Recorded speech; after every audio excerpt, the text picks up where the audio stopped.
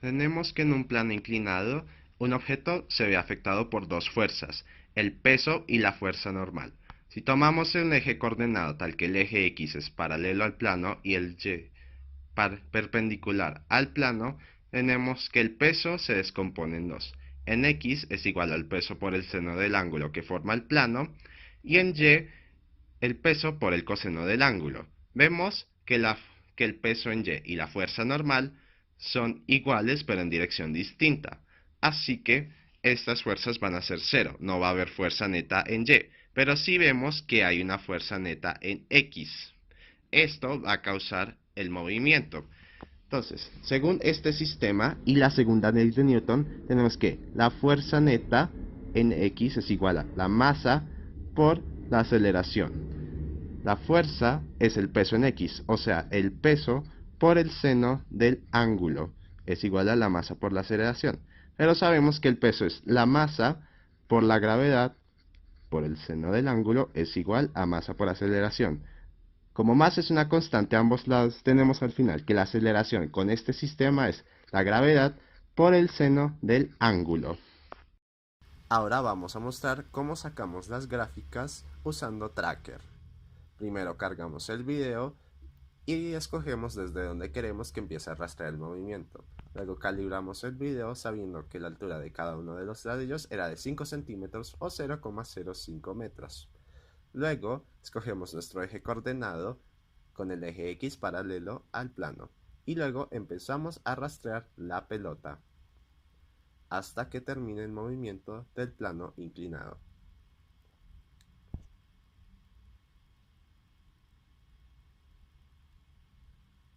Una vez esto se termina, vamos a las gráficas y creamos tres gráficas. La primera de posición contratiempo, la cual el programa hace automáticamente, la segunda de velocidad contratiempo y la tercera de aceleración contratiempo. Sabiendo que la fuerza del peso en X causa una aceleración que causa el movimiento, decimos que con el sistema que tomamos este es un movimiento uniformemente acelerado, pero al ver la gráfica vemos que la aceleración no es constante. Esto puede deberse a un error del programa o porque no rastreamos bien el movimiento.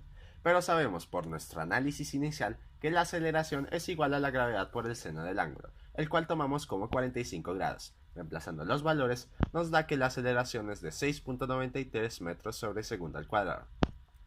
Integrando eso para hallar la ecuación de velocidad, nos da que la ecuación de velocidad es de 6.93 por el tiempo. Y volviendo a integrar eso para encontrar la ecuación de posición, nos da que la ecuación de posición es de 3.47 por el tiempo al cuadrado.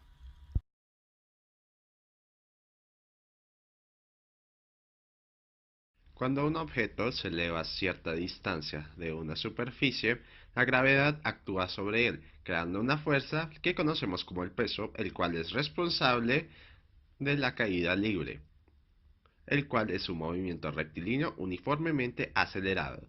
Viendo que no hay fuerzas en X y despreciando otras fuerzas como lo son la resistencia del aire, vemos que la única fuerza que actúa en Y es el peso en dirección negativa. Así que la fuerza neta en Y es menos el peso, el cual es menos masa por gravedad. Usando la ley de Newton, la segunda ley de Newton, sabemos que menos masa por gravedad será igual a masa por aceleración. Y despejando masa en ambos lados, vemos que la aceleración es menos la gravedad. El proceso para hallar las gráficas de posición, velocidad y aceleración en la caída libre es el mismo que el anterior.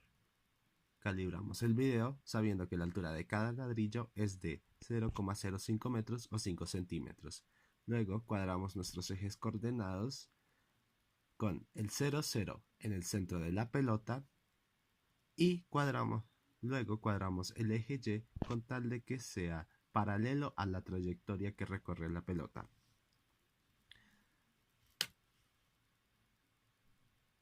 También definimos los intervalos en los que Tracker va a hacer el recorrido y hacemos las gráficas de posición, aceleración y velocidad respecto al tiempo.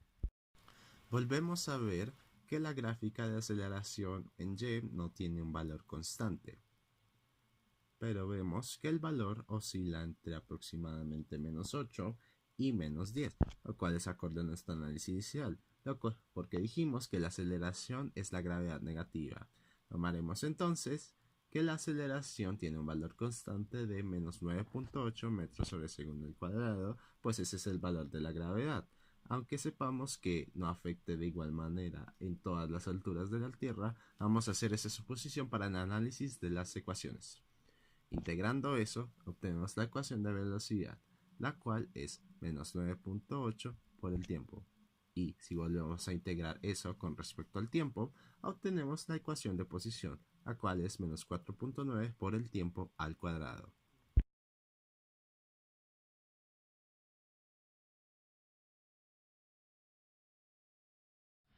El movimiento parabólico es un movimiento un poco complejo de analizar.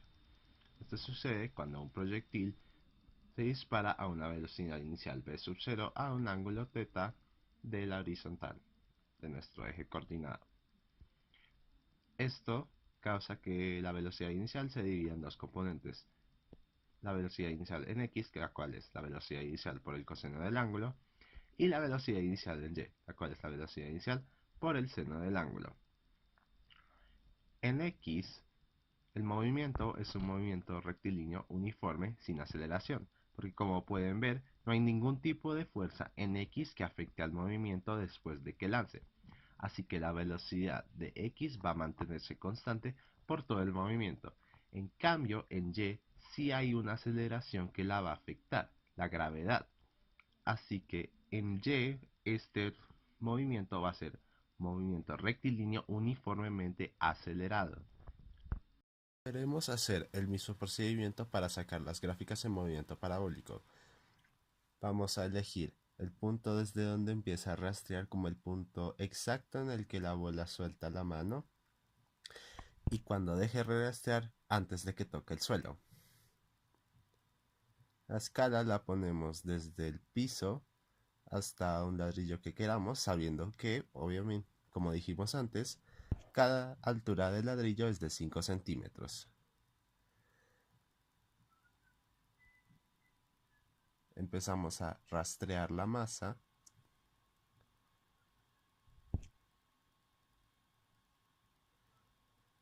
y ponemos nuestro eje coordenado. También vamos a poner una herramienta adicional, el cual es un transportador, porque esto nos va a ayudar a medir el ángulo de lanzamiento con el que la pelota sale. Entonces rastreamos el movimiento de la pelota y basados en eso ponemos el ángulo.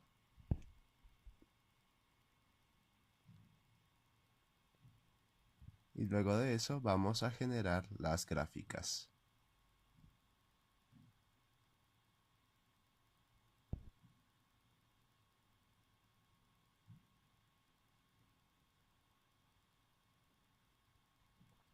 En este caso vamos a generar un total de 6 gráficas de posición, velocidad y aceleración tanto en X como en Y respecto al tiempo.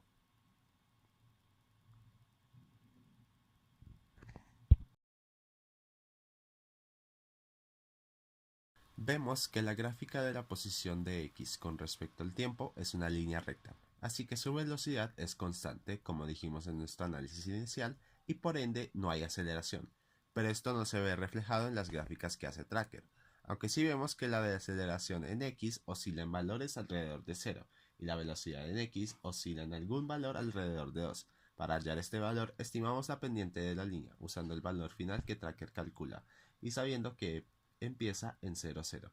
Esto nos da que la velocidad de x es de aproximadamente 1.96 metros por segundo, lo que significa que la ecuación de posición en x es de 1.96 por el tiempo. Para y, este análisis es un poco más complicado, porque la posición de y respecto al tiempo es una parábola, y su velocidad disminuye constantemente, pero la gráfica de aceleración no es constante. ¿Qué podemos hacer? Pues recordemos que la aceleración que afecta a y es la gravedad en dirección negativa, o sea, menos 9.8 metros por segundo al cuadrado, o eso vamos a suponer. Si integramos, tenemos la ecuación de velocidad en y, la cual es la velocidad inicial en y menos 9.8 por el tiempo. ¿Pero cuál es la velocidad inicial en y? Pues es la velocidad inicial por el seno del ángulo al que sale el proyectil, el cual con el transportador calculamos como 56.9 grados. Pero aún necesitamos la velocidad inicial, y para eso podemos usar la velocidad en x, que es igual a 1.96, lo cual a su vez es igual a la velocidad inicial por el coseno del ángulo. Reemplazando valores nos da que la velocidad inicial en y es de aproximadamente 3.01 metros por segundo, y la ecuación de velocidad en y es 3.01 menos 9.8 por el tiempo. Integrando eso, obtenemos la ecuación de la posición de y, que es 3.01 por el tiempo menos 4.9 por el tiempo al cuadrado.